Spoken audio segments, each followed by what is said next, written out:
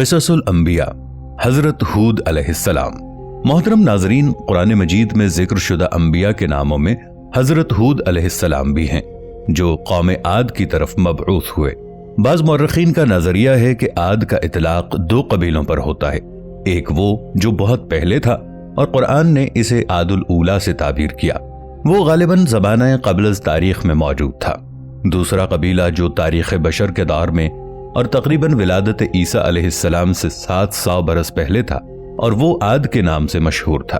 احقاف یا یمن میں رہائش پذیر تھا۔ آج اسی حوالے سے واقعہ ہود علیہ السلام کی تفصیل بیان کی جائے گی۔ دوستو، طلحہ فلمز میں آپ سب کو خوش آمدید۔ آپ دیکھ رہے ہیں طلحہ فلمز کے سلسلہ قصص الانبیاء کی یہ 22ویں قسط۔ قبیلہ عاد کے افراد بلند قامت اور قوی الجثہ تھے اور اسی بنا پر بہت نمایاں جنگجو شمار ہوتے تھے۔ اس کے علاوہ وہ متمدن بھی تھے۔ ان کے شہر آباد اور زمینیں سرسبز و شاداب تھیں۔ ان کے باغات پربہار تھے اور انہوں نے بڑے بڑے محل تعمیر کیے۔ بعض مورخین کا خیال ہے کہ عاد اس قبیلے کے جد اعلیٰ کا نام تھا اور وہ قبیلے کو اپنے جد یعنی دادا کے نام سے موسوم کر کے پکارتے تھے۔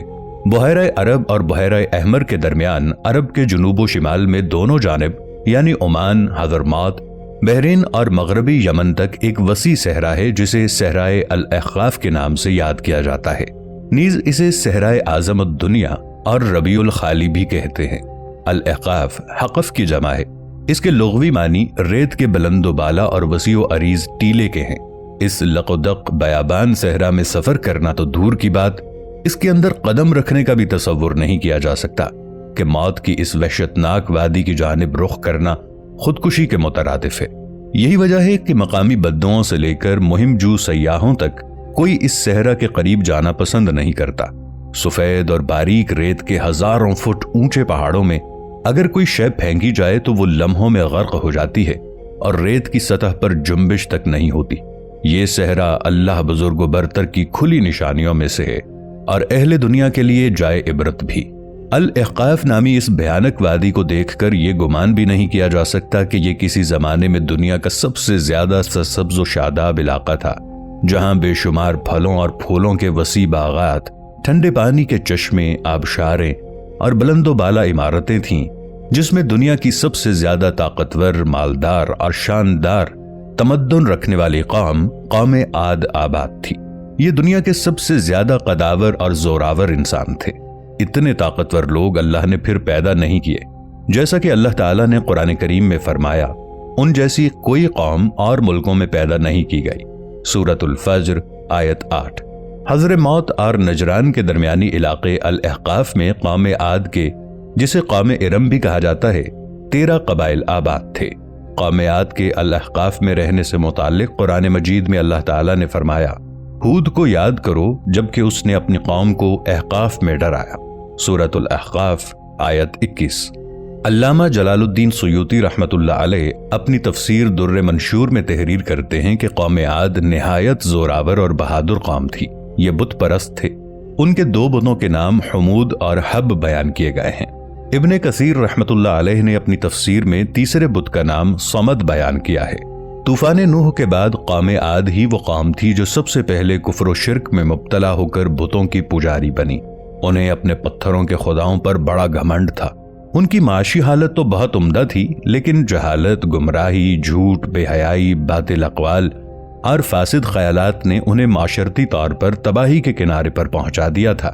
چنانچہ کفر و شرک کے سمندر میں غرق قوم عاد کی بدعمالیاں جب اپنی آخری حدود پار کر گئیں تو اللہ تعالیٰ نے انہی میں سے اپنے ایک نیک بندے حضرت ہود علیہ السلام کو پیغمبر بنا کر مبعوث فرمایا۔ چنانچہ قرآن کریم میں اللہ تعالیٰ کا ارشاد ہے، اور ہم نے قوم عاد کی طرف ان کے بھائی ہود کو بھیجا۔ انہوں نے کہا، بھائیو، اللہ ہی کی عبادت کرو، اس کے سوا تمہارا کوئی معبود نہیں، کیا تم ڈرتے نہیں؟ تو ان کی قوم کے سردار جو کافر تھے کہنے لگے، تم ہمیں کم عقل نظر آتے ہو اور ہم تمہیں جھوٹا خیال کرتے ہیں۔ انہوں نے کہا، میری قوم، مجھ میں حماقت کی کوئی بات نہیں ہے، بلکہ میں رب العالمین کا پیغمبر ہوں۔ میں تمہیں اللہ کا پیغام پہنچاتا ہوں اور تمہارا امانت دار خیر خواہ ہوں۔ کیا تم کو اس بات سے تعجب ہوا ہے کہ تم میں سے ایک شخص کے ہاتھ تمہارے پروردگار کی طرف سے تمہارے پاس نصیحت آئی تاکہ وہ تمہیں ڈرائے؟ اور یاد تو کرو جب اس نے تم کو قوم نوح کے بعد سردار بنایا اور ڈیل ڈول میں تم کو پھیلاؤ زیادہ دیا، بس اللہ کی نعمتوں کو یاد کرو تاکہ نجات حاصل کرو۔ وہ کہنے لگے، کیا تم ہمارے پاس اس لیے آئے ہو کہ ہم صرف ایک اللہ ہی کی عبادت کریں اور جن کو ہمارے باپ دادا پوجتے چلے آئے ہیں ان کو چھوڑ دیں؟ بس اگر تم سچے ہو تو ہم کو جس عذاب کی دھمکی دیتے ہو اس کو ہمارے پاس لے آؤ۔ ہود علیہ السلام نے کہا، تمہارے پروردگار کی طرف سے تم پر عذاب اور غضب کا نازل ہونا مقرر ہو چکا ہے۔ کیا تم مجھ سے ایسے ناموں کے بارے میں جھگڑتے ہو جو تم نے اور تمہارے باپ دادا نے اپنی طرف سے رکھ لیے ہیں، جن کی اللہ نے کوئی سند نازل نہیں کی؟ تو تم بھی انتظار کرو، میں بھی تمہارے ساتھ انتظار کرتا ہوں۔ پھر ہم نے ہود علیہ السلام کو اور جو لوگ ان کے ساتھ تھے ان کو نجات بخشی، اور جنہوں نے ہماری آیات کو جھٹلایا تھا ان کی جڑ کاٹ دی اور وہ ایمان لانے والے تھے ہی نہیں۔ سورۃ الاعراف آیت 65 تا 72۔ حضرت ہود علیہ السلام ایک طویل عرصے تک اپنی قوم کو واعظ و نصیحت کرتے رہے۔ کبھی وہ اللہ کی طرف سے انہیں عطا کردہ نعمتوں کی یاد دلاتے تو کبھی عذاب الہی سے ڈراتے، لیکن وہ بہرے اور اندھے بنے رہے۔ تاریخی کتب میں درج ہے کہ حضرت ہود علیہ السلام مسلسل 50 برس یا اس سے بھی زیادہ درس و نصیحت میں مصروف رہے۔ قوم عاد کے 13 قبائل میں سے لقمان اور خلجان نامی قبائل نہایت طاقتور تھے اور انہیں حکمران کی حیثیت حاصل تھی۔ حضرت ہود علیہ السلام نے جب دعوت حق دی اور کفر و شرک چھوڑ کر ایک اللہ کی بندگی کی طرف بلایا تو لقمان قبیلے نے سخت مزاحمت کی اور حضرت ہود علیہ السلام کے دشمن ہو گئے۔ اس کے برعکس دوسرے قبیلے خلجان نے حضرت ہود علیہ السلام کی باتوں پر غور و خوض کیا اور ان میں سے اکثر جلد ہی آپ علیہ السلام کی دعوت کو قبول کر کے ایمان لے آئے۔ حضرت ہود علیہ السلام نے اپنی قوم کو راہ حق پر گامزن کرنے کی ہر ممکن کوشش کی، مگر قوم نے ان کی دعوت قبول کرنے سے انکار کر دیا، تو بالآخر انہوں نے بارگاہ الہی میں مدد کے لیے دستے دعا دراز کیے، جسے قرآن کریم نے یوں بیان کیا۔ نبی علیہ السلام نے دعا کی کہ اے پروردگار، انہوں نے مجھے جھوٹا کہا ہے پر تو میری مدد فرما۔ سورۃ المؤمنون آیت 39۔ اللہ نے اپنے نبی علیہ السلام کی فریاد کے جواب میں فرمایا، اے نبی علیہ السلام، یہ بہت جلد اپنے کیے پر پچھتانے لگیں گے۔ سورۃ المؤمنون آیت 40۔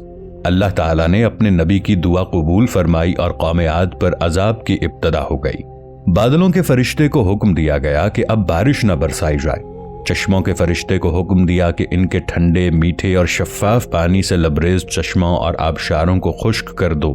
چنانچہ یہ دیکھتے ہی دیکھتے ان کے سرسبز و شاداب کھیتوں کھلیان سوکھنے لگے اور مویشی مرنے لگے، یہاں تک کہ لوگ پینے کے پانی تک کو ترسنے لگے۔ کثیر تعداد میں پیدا ہونے والے پھل اور اناج ناپید ہو گئے۔